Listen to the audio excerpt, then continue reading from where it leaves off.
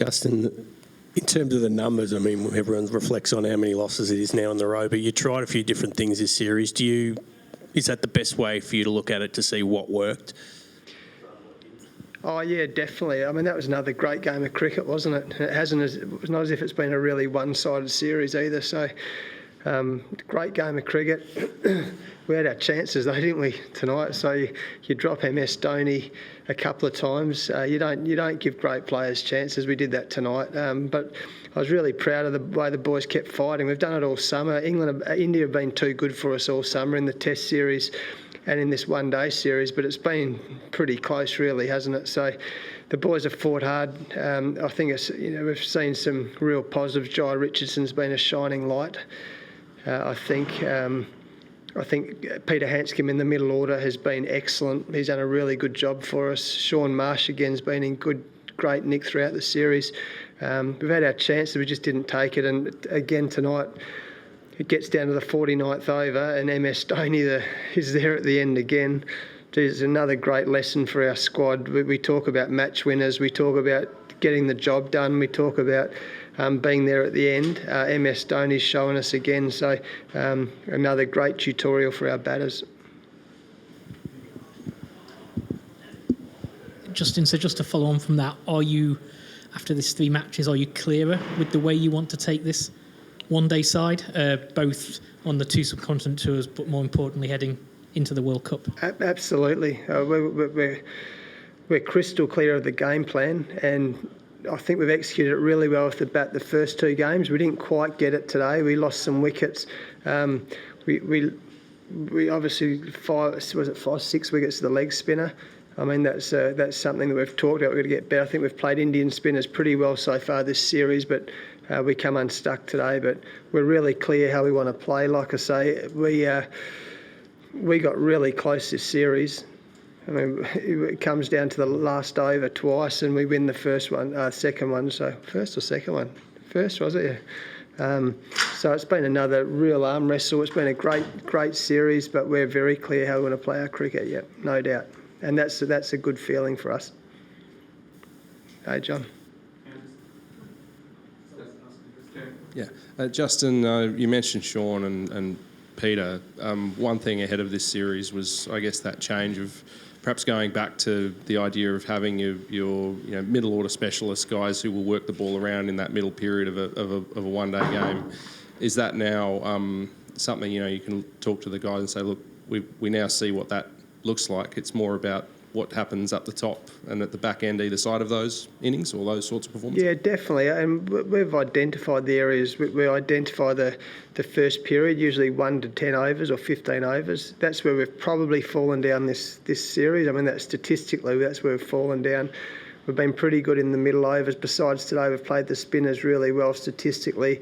And we finished okay.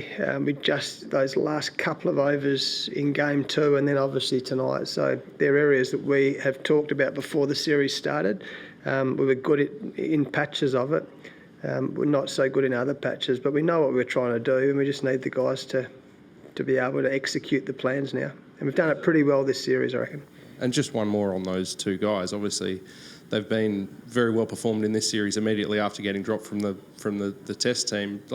Can you, I suppose, relate to that from your own experiences at times where if you might go out of a team and then maybe it was for you going back to play for Western Australia or something like that, can that bring a release or a release of pressure or something to refresh someone? Yeah, maybe. I really admire what they've both done, though, to be dropped. I know there's a Test match starting on Thursday. To be dropped, a lot of guys walk away with their tail between the leg, but they've stood up. They're still getting exposure to international cricket.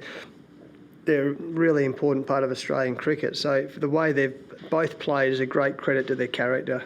I honestly believe. I think they've done a fantastic job. We didn't quite get over the line, but those guys led the way really on the back of the disappointment of missing on the Test series. So that's as I said, a great credit to them. I really admire them. I really respect what they've done, and they'll be better for it in the future. Justin, you just take us from your point of view, watching when those catches are going down and those sort of half chances are missed, and then a review that wasn't taken. How do you handle that when you're sitting watching Nugget Rees talks about it before every game. Catches win matches. We've been hearing that since we were little kids. So, as I said, you give good players chances and you give great players chances. You usually suffer the consequences. So we did that tonight, and it's never ideal. We know we've got some work to do. We've got some work to do in our field. We've got plenty of work to do, but we've probably got 6 months to keep chipping. Actually, we've got a few years to keep chipping away at it, but certainly in the short term, we've got some areas of improvement on the back of getting close to India, who are a very good team. Justin, in terms of spin, you mentioned you played them well first couple of games, not so well today.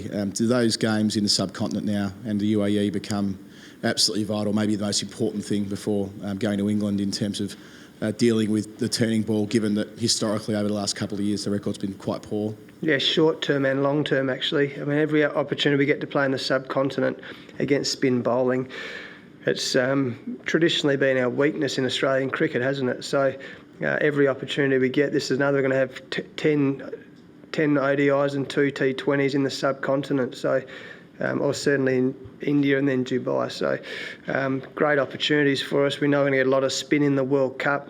The more we get to practice it, we've identified it, we're practicing so hard at training, then you've got to put it into a game scenario. So really good opportunity for us. That coin, Adam's performance tonight with the ball, just your reflections on that. And do you think it's realistic, based on what we've seen in the UK in the last 4 or 5 summers, that you'll need 2 frontline spinners to play when you get to June? I think it'll depend on the opposition, and it'll depend on that we play quite early in the season in England. I think it'll depend very much on who we have our best 4 bowlers, and that's what it'll come to, whether they're spin or fast bowlers. But it certainly gives us an option. We don't traditionally play 2 spinners, Australians, in one-day cricket, but it might come up in the World Cup. Certainly in India and UAE, there's a good chance that'll happen, yeah. And just on Adam tonight? Say it again? On Adam's performance. I thought Adam bowled really well. We've identified, though, that you've got to be between the 10 and 40 over mark, we've got to take wickets, because otherwise it gets down to the end. And that's what happened to us tonight. We lost wickets in the middle overs, and then you get down to the end and you haven't got your main batsman in. The other night we did it beautifully, but Sean and Maxi got out in the same over when they were we could have got another 10 or 15 runs the other night. It's important to have your frontline batters in the last 4 or 5 overs, or the last 10 overs ideally. But we didn't take the wickets in the middle overs. That said, I thought Zamps, what I was most impressed with him, we talk about the great leg spinners beat the bat on both sides of the wicket. Traditionally, he bowls wrong-uns and toppies, but he bowls some really good legs. I know he's working hard on his leg spinner. If he can spin the ball both ways, he becomes a fantastic option for us, as we're seeing all around the world. I mean, it's no secret to anyone that the leg spinners are having a huge impact on the game, and most of them who can spin it both ways. And Zamps showed. I mean, some of those leg easy bowls tonight was very pleasing, I'd say. With Nathan Lyon, then Justin, or do you look elsewhere now for us? Oh no, definitely no. Nathan Lyon's probably the best off spinner in the world. So the reason he didn't play tonight is that we felt that he had played the 2 games on the back of the philosophy of trying to take wickets in the middle overs. Liner hadn't taken any wickets, so we thought and also with the number of right-handers in the Indian side, we decided to go for Zamps to spin the ball away from the bat rather into it.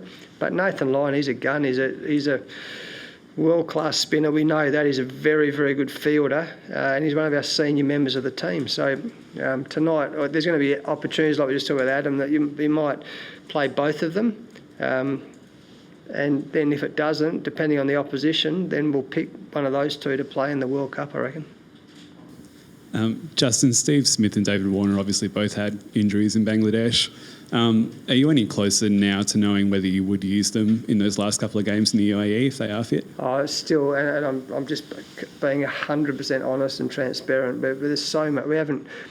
I'm sure that'll change things a bit with their injuries. So they're both having. Steve's had surgery. David's having surgery. So we have to wait and see how the recovery goes. But there's, I'm just being honest. We haven't come to any conclusions with that yet. There's a lot to be talked about.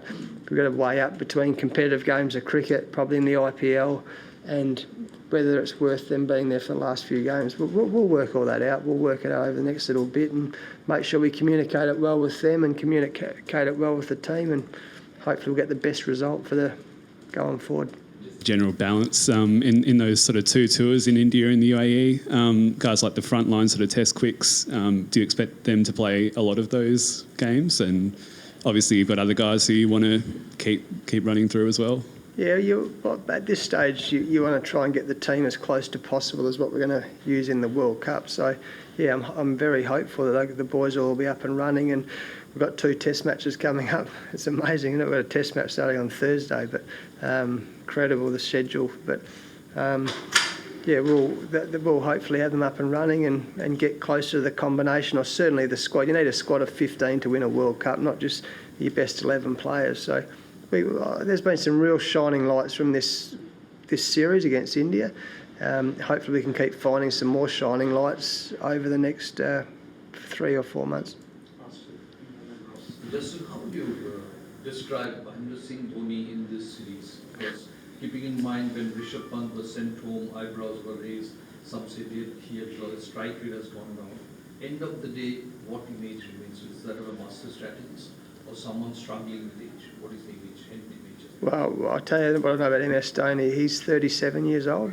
His running between wickets is elite. His fitness is elite at 37 years old. And we'll be talking about that in our change room tonight. If MS Dhoni can come out here and run between wickets like he does and wicket keep for 50 overs, that's the level that the whole world should be aspiring to, and certainly what we'll be aspiring to. I mean, for him to run between the wickets like he did for 3 days in a row, it was 40 degrees the other day too, and to play like he has, that's why he's a superstar of the game, and that's what all our players in the Australians should be aspiring to be, superstars of the game. They've got the opportunity when they play international cricket, and MS Dhoni, like Virat throughout the whole summer, like Pujara in the Test series, they give us a really great role models for what we should be aspiring to. And MS Dhoni, I mean, his record, everything speaks for itself. He's, as a captain, as a player, as a wicketkeeper, his record speaks for itself. He is literally an all-time great of the game, and it's been as hard as it is to lose, it's a privilege to play against those guys, or for our young blokes. And I'll be amazed if they don't learn a lot from playing against the guys they've played this summer. It's been, for a young squad, an inexperienced Test squad, and now the one-day side. There is no better lessons or no better learning as a player to rub shoulders with great players and then watch the great players in action. We've just seen that over the last week. So for us, it's I'm glad we've had the experience. Confidence of the guys that played in the Test and into the one-day team. Some of them did well, some of them were a bit middling, some of them didn't get runs at all. What's the confidence, and you're reminding confidence levels like, and you mentioned how you've got close in these particular one-day games. What are the confidence, and what are you ramming home to them, particularly, I say, guys like Aaron Finch, in terms of where they're at? Well, I honestly believe we should take great confidence out of this series. Because we got, again, India are a gun side, and we've got very, very close to it. We could have won tonight. We'd take our chances. We could have won the other night. So we should take great confidence out of it. We've got another couple of tests coming up. We've got two series in the subcontinent. So I honestly think there's some light at the end of the tunnel for this team. I really do. And you can see we can look at the win-loss, and that's really disappointing, and Finch will come good. He's got 11 ODI hundreds. He'll come good. But often when they're playing India, they've got really good plans against him. And when you're searching for runs, I promise you there's no more lonely place in the world. Every player's been through it. Every great player's been through it. So Aaron Finch will come good. We know how good a player he is. We know what a ripping person he is. So he'll come good. He's just a little bit of time away now from this series, and that absolute glaring spotlight of playing Test cricket or one days against India. He can go and play some big bash now and get away. He'll spend a bit more time in his bed probably, and away from the glaring spotlight, he'll probably find a bit of freedom again. And I've got no doubt he'll come good. He's a beauty, and as I said, we'll take some great confidence out of not just this series, but also the Test series, believe it or not.